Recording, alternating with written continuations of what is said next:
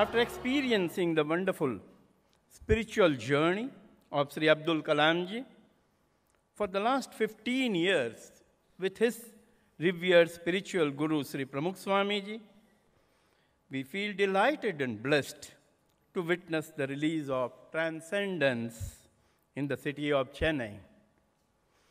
With purity of mind and integrity of man, buddhi, and atma, when one ascends to the realms beyond the worldly things to higher para-region, it is called transcendence.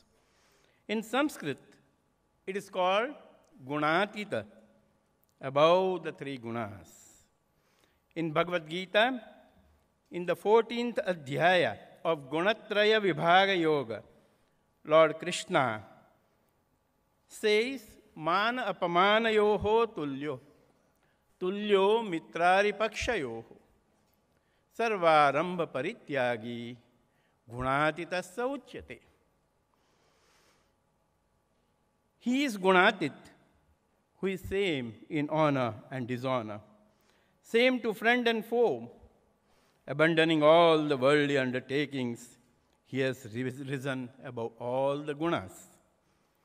Pujya Sri Pramukh Swami Maharaj Ji is Gunatita divine, through whom Sri Abdul Kalamji entered the realm of spirituality, and these experiences have been enshrined in transcendence, which will guide the posterity for years to come.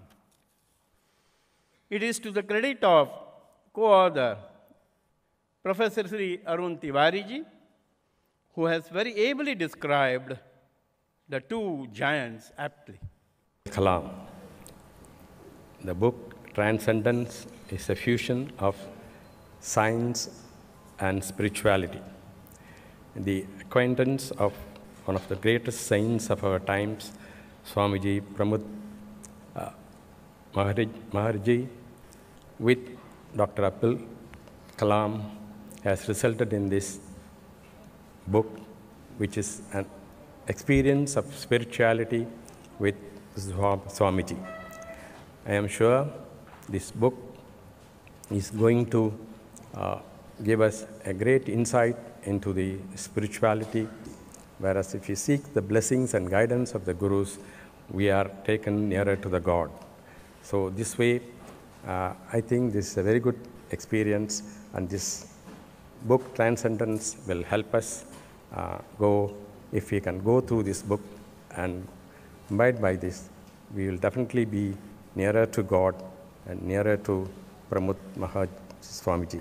The power of positive thinking, the power of spirituality, the importance of values, the point which Swamiji, Pramukh Swami emphasized with Kalam was that have faith in God and the need for integrity, and that is the basic value that he has emphasized, and we can see how one positive thought can lead to greater positive results. The second important aspect, mere dreams, ideas are good, commitments are good, values are good, but unless you combine with action, no results will come. I think that has been beautifully summarized in the last sloka of the Bhagavad Gita. Yatra Yogeshwara Krishna, Yatra Partho Dhanurdhara, where the Krishna, Bhagavan Krishna is the Yogeshwara. Every chapter of Gita is called a yoga. He is the divine Guru. Yatra, he provides the vision. Actually, people like Pramukh Swami are a reflection of that great spirit. And you see the... So we have seen in this book, it becomes very obvious, and people like us have been fortunate to have his blessing, meet him. We realize there is God. I believe in God. There are people like him who represent, who show, if God is there, it will be like Pramukh Swami. And that and it's what? It's a combination of the divine vision. In the case of Kalam, he is looking at it from the science point of view. But whatever the vision, Yatra Yogeshwara Krishna, Yatra Partho Dhanurdhara, Arjuna is a professionally competent person. Vision is not enough. So when these two are combined, when divine vision and supreme competence and professionalism are combined, then three things happen. Yatra Yogeshwara Krishna, Yatra Partho Dhanurdraha, Tatta Shri, their wealth accumulates. Tatta Shri, Vijayor Bhuti, Vijay success comes. Dhruva Nitir Matiram, Niti is justice. So you get justice, you get success, you get wealth, all are combined. And if you see in the Swaminarayan movement and every initiative taken under the inspiration of Swaminarayan and the current Pramukh Swamiji, this impact of not only a great vision, but the vision combined with action leading to justice, leading to success, leading to prosperity.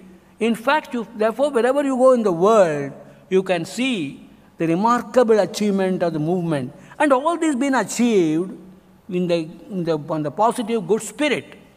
Dr. Kalam has authored many books, but this is unique.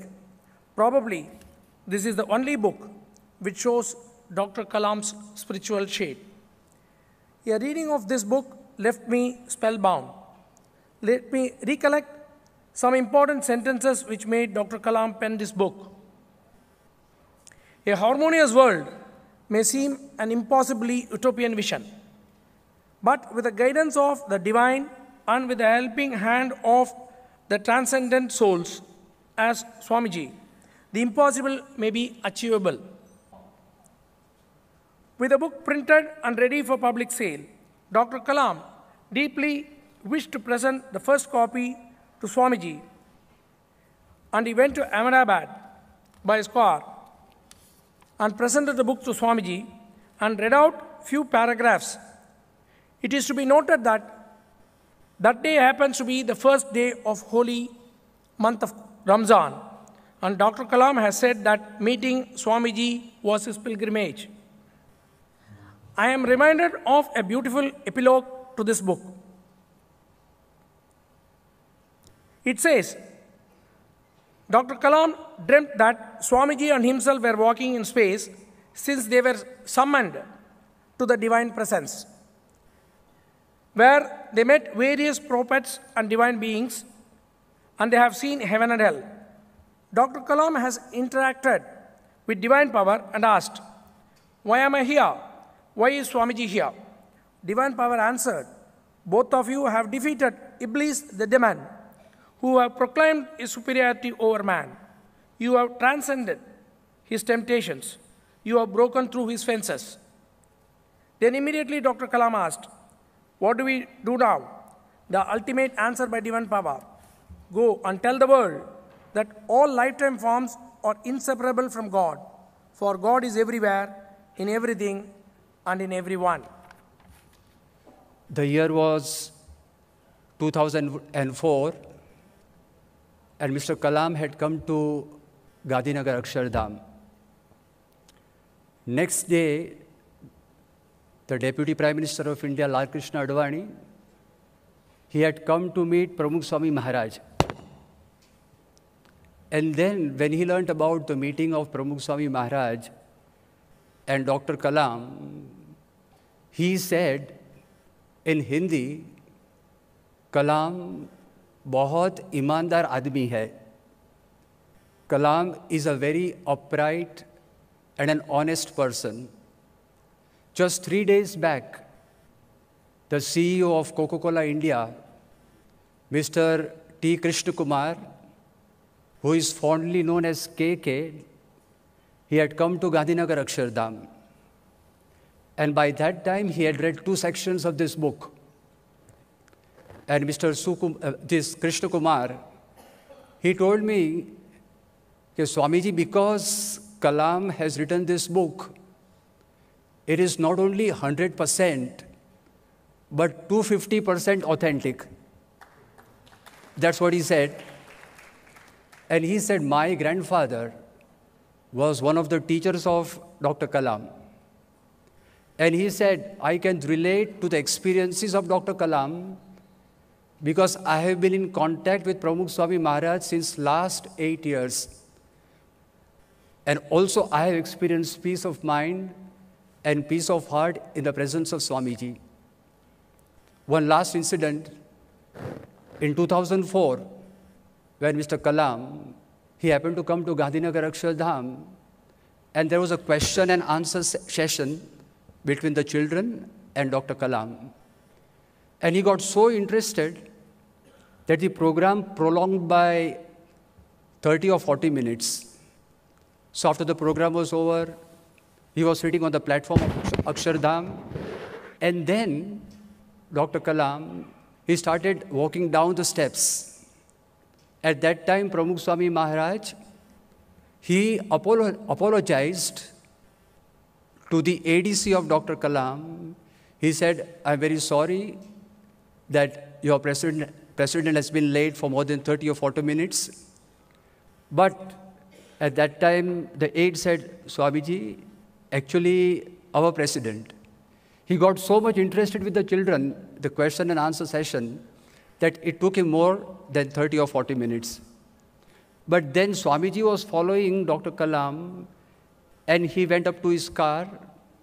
He was 15 or 20 steps behind Dr. Kalam. When he sat in the car, Dr. Y.S. Rajan, he pointed to Dr. Kalam that Swamiji is following you. He opened the door, he came out, he folded his hands, he bowed his head, and this incident, it got carved into the heart of Dr. Kalam. So the next year, when we had been to Akshardham to invite Dr. Kalam for the opening ceremony of Swaminarayan Akshardham in New Delhi, it so happened that he saw a rosary, in Gujarati we called Mala, around the neck of Brahmavihari Swami. And he said, "What is this? Is it a rosary? And if it is a rosary, then how many beads do you have in that rosary?" And Swamiji, Brahmavihari Swami replied, "Yes, it's a rosary, and we have 108 beads in this rosary." What he did, he remained quiet for a few seconds. Then he opened one of the drawers. He pulled out his rosary. He showed it to us and said, "In this rosary also we have 108 beads. And you know, every morning when I come to this office, before commencing my work, I turn the beads of rosary." So Kalam is a man of faith, is a man of God, an upright person. In conclusion, I would like to say that this book, rather promoting a single individual, it talks about higher values, values that can educate and enlighten us, values that can lead to coexistence and peace of mind. Thank you, all of you, for coming to this place and making this evening very special. Jai Swaminarayan.